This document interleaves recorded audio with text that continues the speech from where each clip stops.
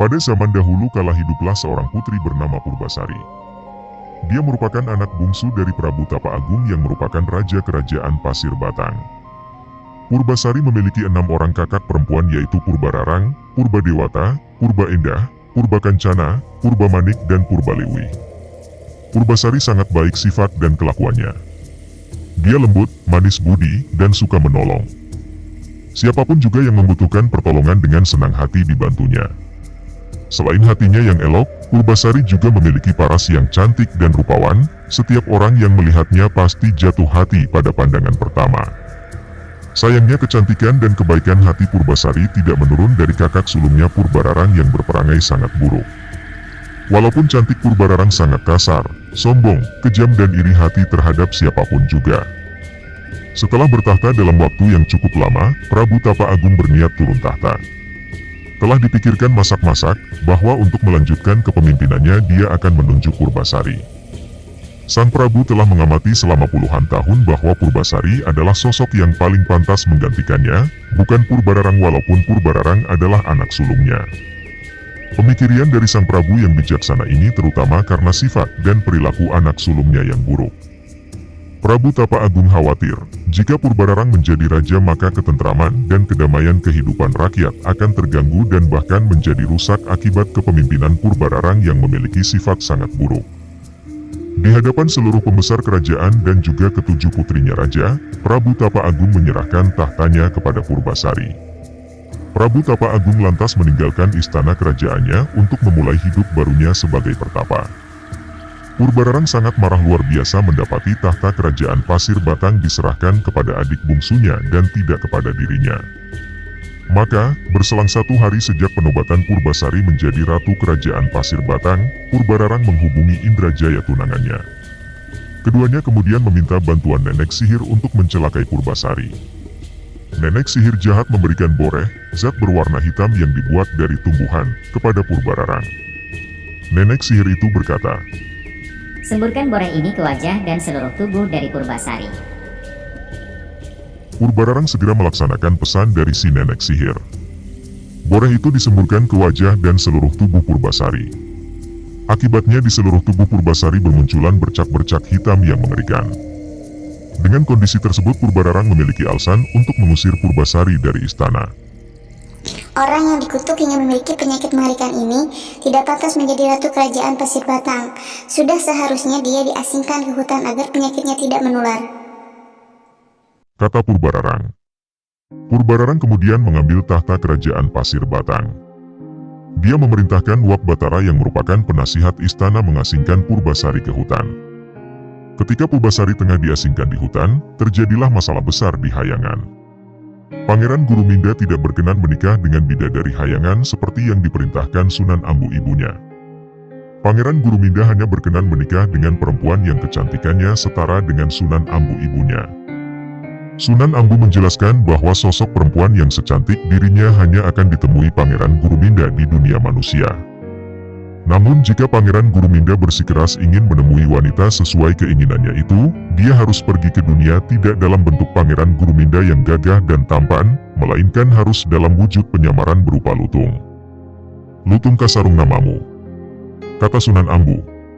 apakah kamu bersedia melakukannya? Pangeran Guruminda menyatakan kesediaannya. Setelah menjelma menjadi seekor lutung kasarung, Pangeran Guruminda segera turun ke dunia manusia. Dia tiba di hutan. Dalam waktu singkat saja lutung kasarung sudah menjadi raja para lutung dan kera di hutan tersebut. Hal ini sangat wajar karena tidak ada kera dan lutung yang mampu menandingi kesaktian, kecerdasan dan kekuatan dari Pangeran Guruminda. Lutung kasarung mengetahui keburukan dan kekejaman dari Purbararang yang bertahta sebagai ratu di kerajaan Pasir Batang. Lutung Kasarung atau Pangeran Guruminda benar-benar ingin memberi pelajaran kepada ratu yang kejam tersebut. Maka, ketika dia mendengar rencana Purbararang mencari hewan kurban di hutan, Lutung Kasarung membiarkan dirinya ditangkap oleh orang-orang suruhan Purbararang. Sebelum dijadikan hewan kurban, Lutung Kasarung tiba-tiba mengamuk dan menimbulkan kerusakan di istana Pasir Batang. Para prajurit kerajaan Pasir Batang yang berniat menangkapnya dibuat tidak berdaya. Kalang kabut semua yang berniat meringkusnya. Lutung Kasarung sepertinya menunjukkan permusuhan dengan semua prajurit kerajaan Pasir Batang. melihat kondisi prajuritnya yang terus terdesak. Purbararang meminta Uak Barata untuk menjinakkan Lutung Kasarung. Anehnya saat Uak Batara maju ke medan laga, Lutung Kasarung seperti tidak berniat menyakiti Uak Batara. Bahkan saat Uak Batara menangkapnya, Lutung Kasarung tidak melawan. Purbararang segera meminta Uak Batara membuang Lutung Kasarung ke hutan di mana Purbasari diasingkan. Dia menghendaki Purbasari tewas di mangsa Lutung Kasarung yang dianggapnya sebagai hewan buas. Uak Batara lengser membawa Lutung Kasarung ke hutan di mana Purbasari diasingkan. Uak Batara lengser yakin bahwa Lutung Kasarung bukanlah hewan biasa, oleh karena itu dia memberikan pesan kepada Lutung Kasarung saat mereka bertemu Purbasari. Lutung, putri yang saat ini ada di depanmu adalah putri dari Prabu Tapa Agung. Ia adalah putri yang baik hati dan seharusnya menjadi ratu kerajaan Pasir Batang.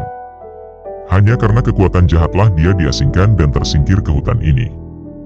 Oleh karena itu hendaklah engkau menjaga junjungan kami ini. Lutung Kasarung menganggukkan kepala tanda mengerti. Maka sejak saat itu Lutung Kasarung menjadi penjaga sekaligus menjadi sahabat dekat Purbasari. Dengan hadirnya Lutung Kasarung di sisinya membuat kesedihan Purbasari perlahan sirna. Dia mendapatkan sahabat yang menghibur dan melindunginya. Untuk memenuhi kebutuhan sehari-hari, Lutung Kasarung memerintahkan para kera untuk membawa makanan dan buah-buahan untuk Purbasari. Kelembutan hati, kebaikan dan sifat baik Purbasari membuat Lutung Kasarung semakin lama semakin sayang kepada Purbasari. Sedangkan sikap tanggung jawab, kepemimpinan dan kecerdasan dari Lutung Kasarung membuat Purbasari menjadi jatuh cinta. Semakin lama mereka merasa tidak dapat dipisahkan lagi. Tanpa diketahui Purbasari, Lutung Kasarung memohon kepada ibundanya Sunan Ambu untuk dibuatkan taman yang indah dengan tempat pemandian untuk Purbasari. Sunan Ambu lantas memerintahkan para dewa dan para bidadari turun ke bumi untuk mewujudkan keinginan dari putranya. Para dewa dan bidadari membuatkan taman dan tempat mandi yang sangat indah untuk Purbasari. Pancurannya terbuat dari emas murni. Dinding dan lantainya terbuat dari batu pualam. Air telaga yang mengalir berasal dari telaga kecil yang murni bersih dan dengan doa-doa dari para dewa. Para dewa dan bidadari menyebut taman yang indah itu Jamban Salaka. Selain dibuatkan telaga dan taman yang indah, para bidadari menyiapkan beberapa pakaian indah untuk Purbasari. Pakaian itu sangat indah dan lembut. Terbuat dari awan yang lembut dengan hiasan batu-batu permata dari dalam lautan. Tidak ada pakaian di dunia ini yang mampu menandingi keindahan pakaian Purbasari. Pada saat melihat telaga dengan pancuran yang indah, Purbasari segera berniat mandi untuk membersihkan diri. Pada saat itulah boreh kutukan yang menempel di wajah dan tubuhnya perlahan sirna. Kecantikannya telah kembali. Lutung Kasarung yang melihat hal tersebut menjadi terperangah, tidak menyangka orang yang selama ini disayangi ternyata wanita yang sangat cantik mempesona. Bahkan kecantikan Purbasari dapat mengalahkan kecantikan dari Sunan Ambu. Lutung Kasarung dan Purbasari sangat senang dengan keadaan ini. Walaupun Purbasari telah kembali ke wujudnya yang cantik rupawan, kasih sayang Purbasari terhadap Lutung Kasarung tidak berkurang, malah bisa dikatakan semakin bertambah. Kabar mengenai kembalinya kecantikan Purbasari didengar Purbararang. Purbararang tidak percaya dengan berita ini, dia masih percaya diri karena tahu bahwa boreh yang disemburkan kepada Purbasari mengandung kutukan yang sangat jahat dan kuat. Purbararang lantas mengajak tunangannya untuk melihat kebenaran berita tersebut. Betapa kagetnya dia melihat Purbasari telah kembali ke sosoknya yang cantik rupawan. Purbasari terlihat semakin mempesona dengan balutan pakaian dari para bidadari. Purbararang khawatir, telah kembalinya kecantikan adiknya Purbasari akan mengancam tahta yang saat ini dikuasainya. Dia pun memutar otak mencari cara untuk kembali menyingkirkan adiknya tersebut, bahkan kali ini dia berniat menyingkirkan Purbasari untuk selama-lamanya. Purbararang lantas menantang Purbasari untuk beradu panjang rambut. Katanya, jika rambutku lebih panjang dibandingkan rambut Purbasari, maka leher Purbasari harus dipenggal algojo kerajaan. Purbararang menelan kekecewaan yang besar setelah terbukti rambutnya yang sebetis kalah panjang dengan rambut Purbasari yang sepanjang tumit. Purbararang sangat malu mendapati kekalahannya.